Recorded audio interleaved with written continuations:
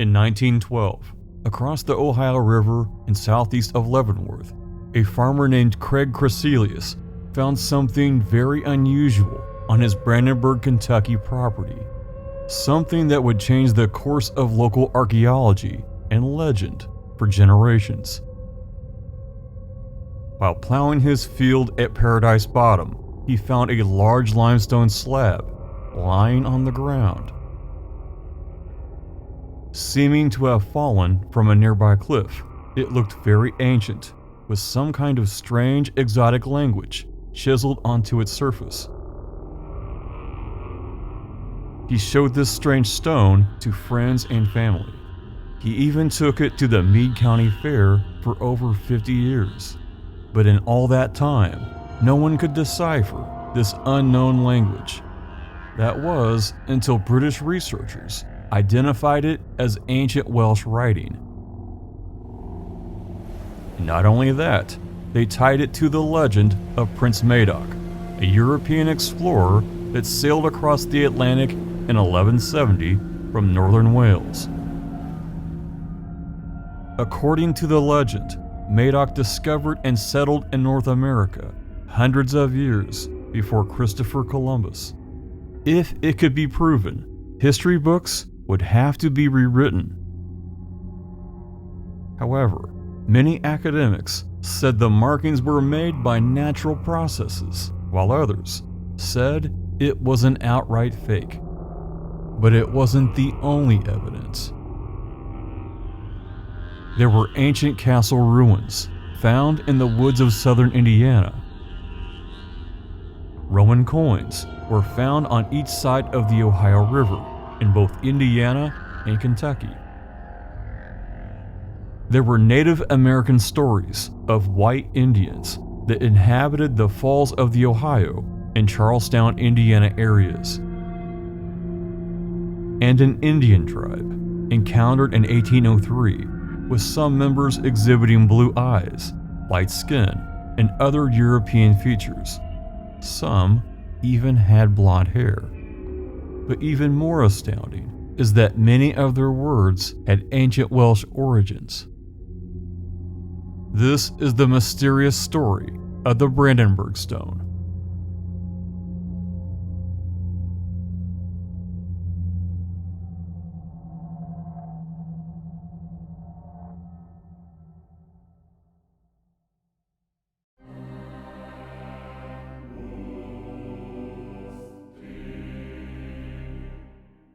The Ohio River runs 981 miles from Pittsburgh, Pennsylvania to Cairo, Illinois.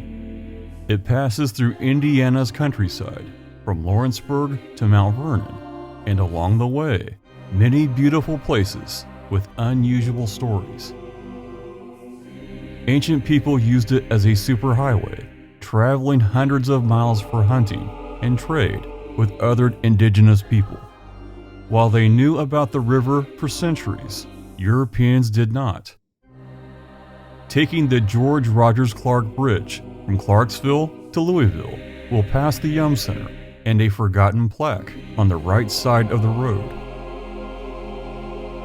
It memorializes the European discovery of the Ohio River in 1669. It was discovered by French explorer René Robert Cavelier Sieur de la Salle. He called the river La Belle Rivière, or the Beautiful River. During his travels, he encountered many Native American villages, one of them being the Yuchi tribe in 1682. They were said to have curiously light skin color, unlike other tribes that lived in the region, namely the Cherokee. They also buried their dead under stone slabs. This was much more of a European custom than Native Americans. The Yuchi were also observed using copper kettles over their campfires.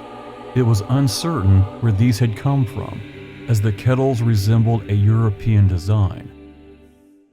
But perhaps more compelling, the Yuchi called themselves the Children of the Sun from far away. Many signs pointed to a much earlier European contact, and some of those signs were in southern Indiana. In 1799, near Jeffersonville, Indiana, early Indiana settlers found the remains of 6 ancient skeletons.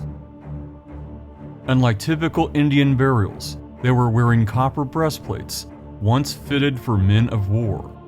It was said that this armor had the Welsh coat of arms, a harp, and a mermaid.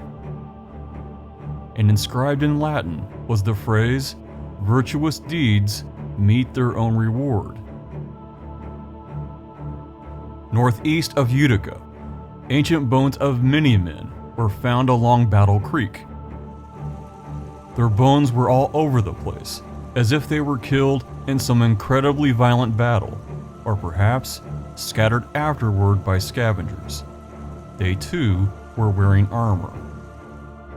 Battle Creek was the name given by early settlers after they saw all the skeletons. And the mysterious Rose Island. No place in Indiana is more associated with the Prince Madoc legend. Rose Island is actually a peninsula along the Ohio River and is cut by an inlet known as 14 Mile Creek. The creek itself is legendary, being associated with tales of gold and silver treasure, allegedly hidden in caves along its shoreline. But perplexing to early explorers was something a lot more remarkable. There were ruins of an ancient castle with stone walls up to 75 feet tall. And in 1873, the state of Indiana surveyed it. Indiana state geologist Edward Travers Cox explored Rose Island at Charlestown. He'd heard stories from locals that spoke of its mystery. He was assisted by Professor William Borden, an equally educated and knowledgeable man whom later founded his own university and world-renowned museum. These two men had traveled Indiana extensively, studying and mapping prehistoric sites. Together, they provided an incredible detail of the ruins. These findings were later published in the Indiana Geological Survey. They created a map of Rose Island and its mysterious structures. They verified what was once thought to be folklore. Chief among these findings was a man-made limestone wall. It was 150 feet long and 75 feet tall at one point. It was not natural. It was made by someone, but it wasn't clear who. What was certain? It was one of the most incredible archaeological finds of the 19th century. But from the 1880s to the 1930s, people took these already quarried and cut stones to make foundations for homes, bridges, and other structures. The Big Four Railroad Bridge, now a pedestrian-only bridge, is said to have used stones from Rose Island. In 1900, Professor Borden built a museum at New Providence, Indiana. Its amazing collection attracted worldwide attention. Members of the Smithsonian traveled all the way to rural Indiana just to see it.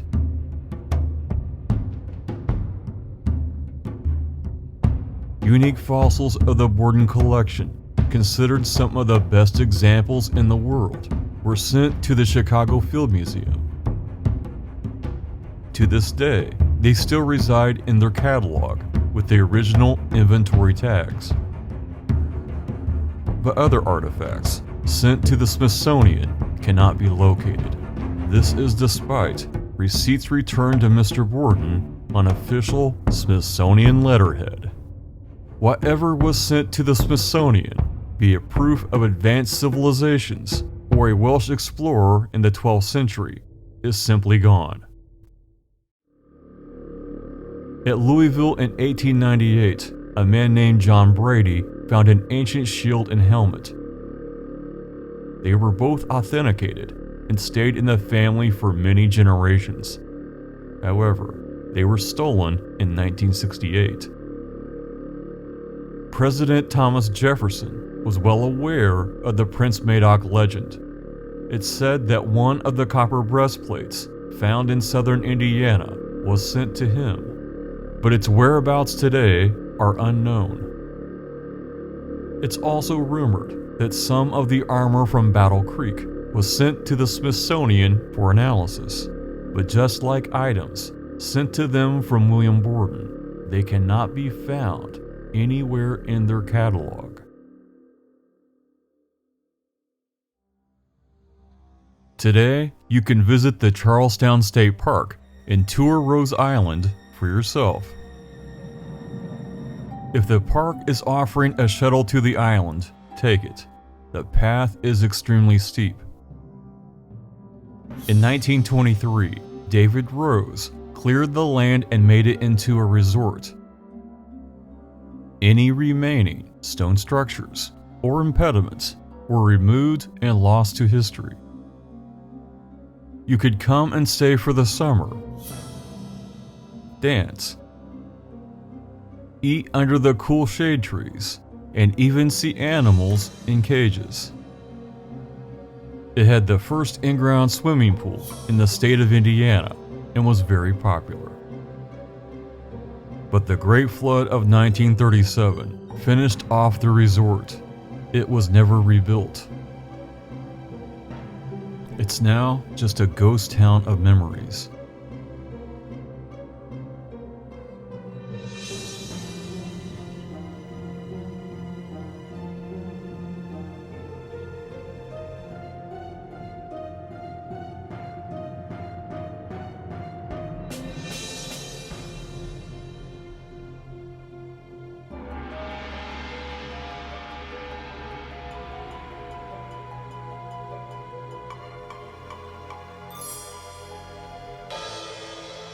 But high above the walkway is Devil's Backbone, where ancient stone still captures the imagination of what was once here.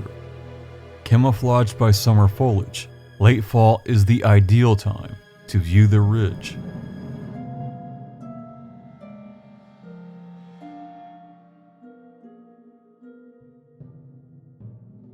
Is it naturally occurring stone placed by nature,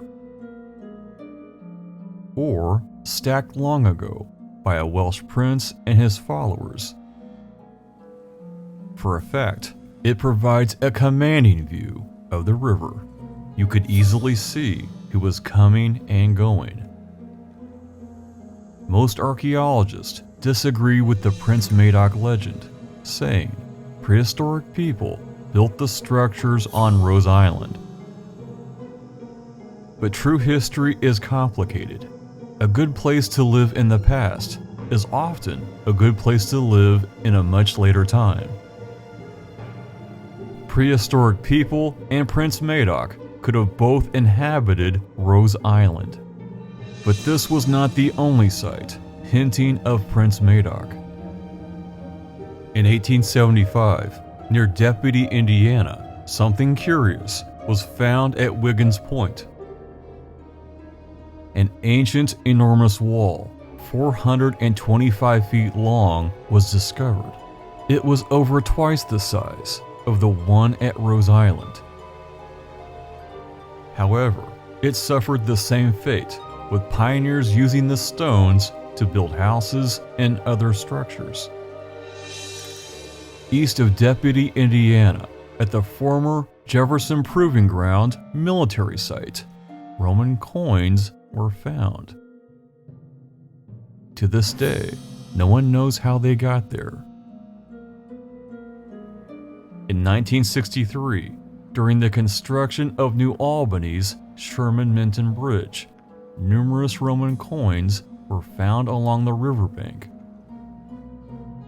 They were stacked in a pile, as if once in a bag that had disintegrated hundreds of years ago. Made in the Roman Empire around 235 AD, there is no fully accepted explanation of how they got there. Yet another Roman coin was found at Stephensport, Kentucky, further west along the Ohio River. dated between 286 and 305 AD, it begs the question, was it brought here by Prince Madoc and his followers? But while Roman coins and old limestone walls told nothing, Native Americans had plenty to say.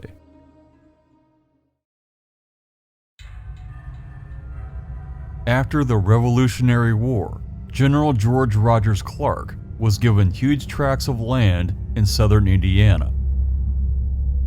He settled along the Ohio River, and in between running a grist mill and writing his memoirs, explored this vast area. Just west of his cabin, in the middle of the Ohio River, is Sand Island. Upon this ancient mound of earth, he found thousands of human bones and skulls. They were scattered all over the island. Something terrible had happened there a long time ago. He spoke with a Piankashaw chief, asking if he knew what happened. Chief Tobacco said that the white Indians once lived on Sand Island. They were tall, had golden hair, blue eyes, and took over the region. They were not liked by the other tribes. Two tribes ended up banding together and killing every last man, woman, and child of the white Indians, their last stand being at Sand Island. Major John Harrison also saw this large scattering of bones, as if some chaotic and savage battle had happened here. Could the white Indians that were described be the legendary Prince Madoc and his European followers? Both General Clark and Major Harrison wrote about Sand Island skeletons in their journals. One account states that General Clark also discovered ancient armor as found at Jeffersonville, Utica, and Louisville. But most peculiar is that one of the skulls was taken to Louisville for analysis. The conclusion of Dr. Beckwith was that the ancient skull was not that of an Indian. On October 26, 1803, George Rogers Clark's brother, William Clark, and Meriwether Lewis left Clarksville, Indiana, to explore lands obtained in the Louisiana Purchase. With a team of skillful and capable woodsmen, they traveled the Ohio River west and onward to the Pacific Ocean. Along the way, they met many indigenous tribes, one being the Mandan people in 1804. The Mandans were very hospitable and accommodating, so much so that all the explorers stayed the winter at their village. During this time, they learned a great deal about the Mandans, but they also noticed some very peculiar other things. Some were fair-skinned with blue or gray eyes. Some even had blonde hair, which was very puzzling. In many ways, they were much like Europeans in mannerisms, customs, and the way they looked. This would be noticed and documented by others. In 1832, George Catlin, an American author and painter, traveled to the Mandans and painted their portraits. He also noticed striking similarities of the Mandans to Europeans. In his lifetime, he painted over 1,000 Native American portraits. He also published 2 volumes describing their mannerisms and customs. Based upon what he learned, he was convinced that the Mandans were descendants of Prince Madoc, and the mounting evidence was more than skin deep. The first was that Mandans used a peculiar type of boat, fully unlike other native watercraft. Instead of a canoe made for a line of occupants, their boats were circular, a near-perfect reproduction of ancient Welsh boats called coracles.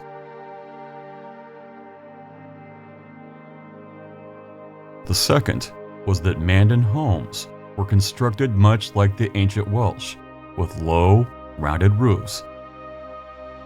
But perhaps the most spectacular were claims that many words were either similar or identical to the ancient Welsh language.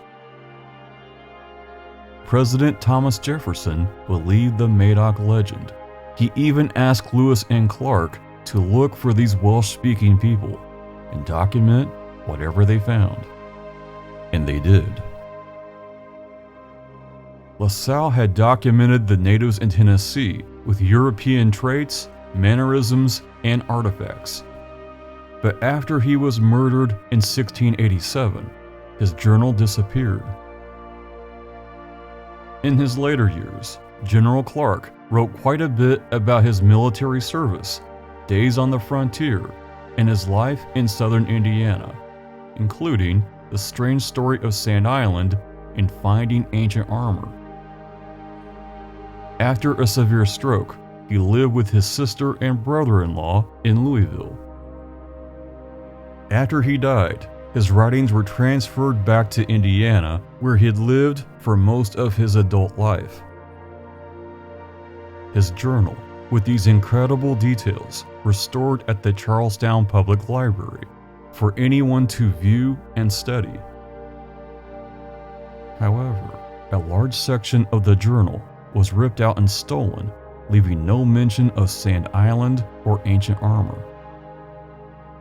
His brother, William Clark, had a detailed journal that described the expedition out west, but it too suffered a similar fate.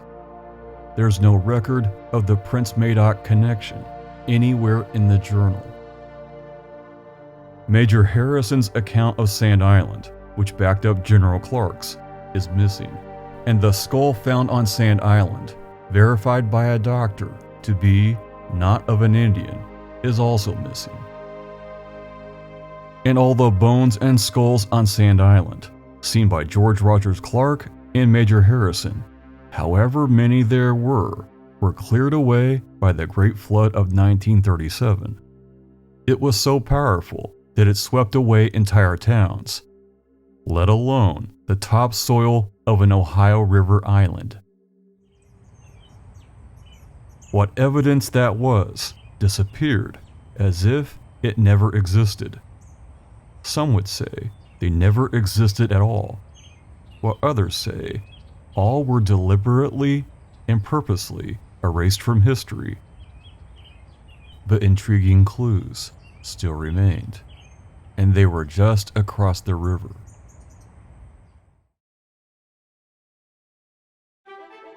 In 1784, John Filson produced the first map of Kentucky and presented it to the United States Congress. In his own right, he was a well-respected surveyor, explorer, historian, and author, not to mention one of the founders of Cincinnati, Ohio. In the same year, he also published a monumental book on Kentucky history. It was called The Discovery, Settlement, and Present State of Kentucky. During his research, he called a meeting with General George Rogers Clark, Major John Harrison, and Colonel James Moore. He wanted to discuss the Prince Madoc legend and what they'd seen and experienced along the Ohio River. He got a lot more than he bargained for. The three men recounted seeing a massive amount of bones on the diamond-shaped piece of land known as Sand Island. Individually, they told how local tribes gave all of them the same story about a mass attack on these white Indians. Colonel Moore told how the carnage seemed to continue to the Indiana side of the Ohio River. There were thousands of ancient bones found all over the shoreline, covered in a layer of silt. In fact, the entire Ohio River Greenway along the falls of the Ohio was once a gigantic graveyard. But just 4 years later, in 1788, while exploring the Miami River in Ohio, John Filson disappeared. It was assumed that he was killed by hostile Indians, but his body was never found. The Filson Historical Society in Louisville is named in his honor. These hallowed halls contain a large collection of history, and perhaps, hidden on a dusty archive shelf, tantalizing details of the Prince Madoc legend. The Filson is a temple of knowledge and has space for serious researchers. It includes a copy of Reuben Duret's Traditions of the Earliest Visits of Foreigners to North America, publication number 23. All told, the Filson collection contains over 2.1 million documents, books, photos, and other physical artifacts relating to Kentucky history. However, what decisions were made about the Prince Madoc legend and John Filson's findings after his death are unknown. While the Filson seems transparent about its collection, other societies and institutions may not be. To be clear, the Filson was not started by John Filson, but created in his honor in 1884, nearly 100 years after his death. What details were couched and what truths made it to the light of day is a matter of controversy and conspiracy discussions. Some gates were made for keeping things out, while others to keep things in. Some say the gates of proper institutions keep bad information from the public. Others say we should be allowed what's available and make our own conclusions. And there was much more to consider in the form of an ancient text translated from Delaware Indians. In 1820, 2 years after George Rogers Clark passed away, Dr. Ward treated a Native American from the Delaware tribe. The Delaware or Lenape man provided Dr. Ward with curious pieces of wood. They had carved and painted symbols on the surface. In 1822, French researcher, botanist, and expert on ancient cultures, Constantine Samuel Rafinesque, obtained these petroglyphs and began deciphering their meaning. He completed a detailed translation by 1836 and published a book of the findings called The American Nations. These petroglyphs, known as the Whalum Olum, detailed the ancient history of the Delaware people, and not only that, the story of the White Indians. It confirmed everything that Clark, Harrison, and Moore had told John Filson, an ancient white people that were murdered along the Ohio River. For over 100 years, this book was accepted by educational institutions as an accurate assessment of Native American culture. It even detailed crossing of the Bering Strait to North America from Asia. In the 1950s, the Indiana Historical Society, with funding from Eli Lilly Jr., edited and republished Rafinesque's work, calling it a worthy subject for students of Aboriginal culture. Eli Lilly had spent decades researching Indiana's ancient past.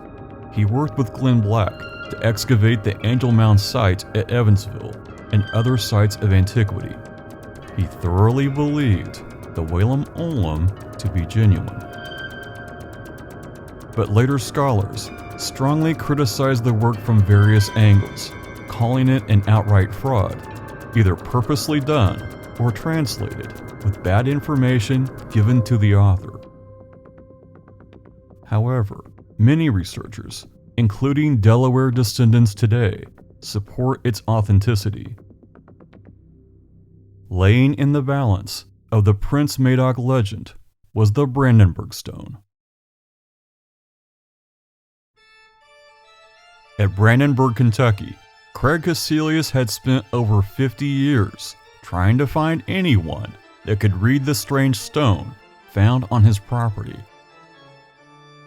In 1965, Craig entrusted John Whitfield with the stone, As the Meade County Library trustee, John felt it had historic significance, and the eyes of an expert could answer many questions. The Smithsonian was contacted, and archaeologists were invited to examine it. By 1973, the professional consensus, it was not writing at all, but natural weathering. The stone remained at the Meade County Library. Even if it was natural weathering, it still had historical significance for Brandenburg. But the story was far from being over.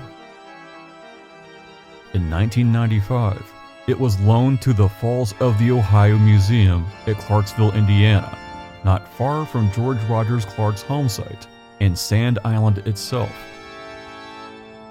In 1998, British researchers Alan Wilson and Bram Blackett translated the stone, but not without controversy. They decoded it using a translation system developed by Edward Williams in the 1800s. It was known as Coilbrin. With that in hand, the stone said, "Towards strength, divide the land we are spread over, purely between offspring and wisdom." It was both obscure and definitive, perhaps describing ancient settlement along the river by an ancient Welsh prince and his followers. But the translation was clouded by Edward Williams himself. Born in 1747, Williams had founded a Welsh secret society. He used his knowledge of Welsh language and ancient Druid culture to create the Coilbrin translator.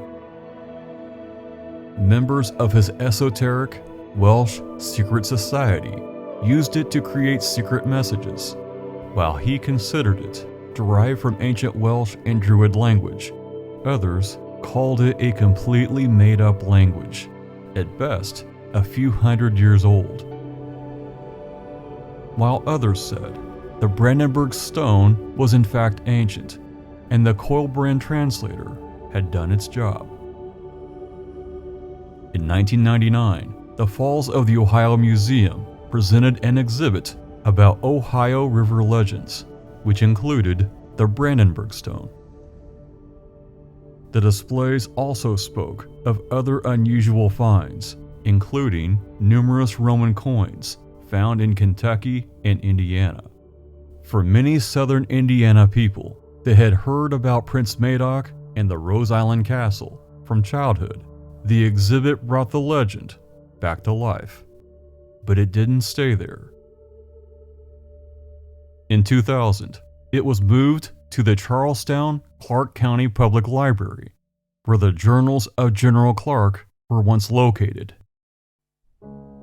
But in 2012, it made its way back to Brandenburg, where it started its long journey, providing people with questions and not many answers.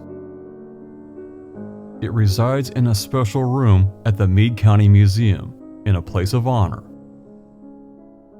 It has its own display case and overlooks the river, a place that's presented so many unsolved mysteries.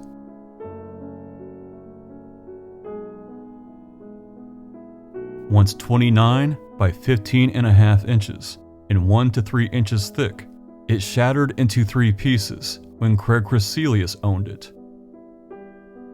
It's been featured in numerous magazines and TV shows. It continues to captivate the imagination, conjuring up images of ancient, lost civilizations in our own backyard. The Roman coin found at Stevensport, Kentucky, sits beside it in the same case. Both are on display for new generations to view and wonder. Back at Charlestown, Indiana, home of Rose Island and the ancient castle, is Madoc Estates, a nod to the Prince Madoc legend. But the only castle here is Birdsell Castle,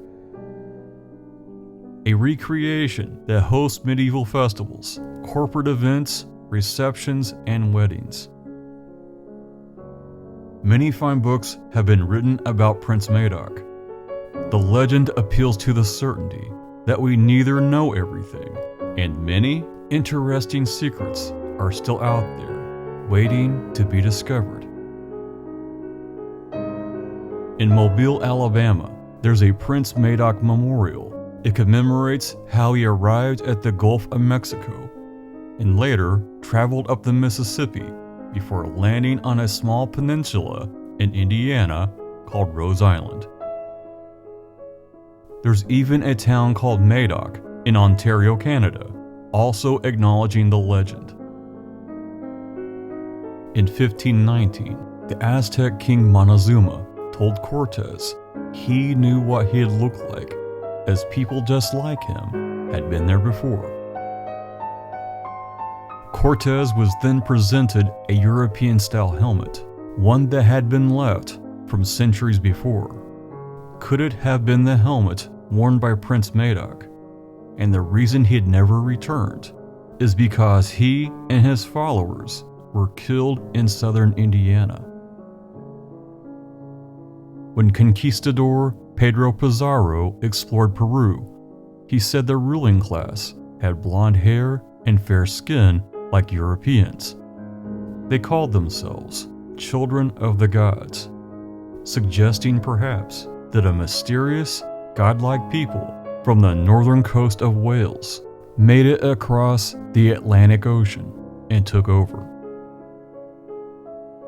Every odd story of the past is a legend until facts irrefutable are provided. Perhaps those facts are laying just below the surface or in a museum storage room that people never see. The question is, what do you believe?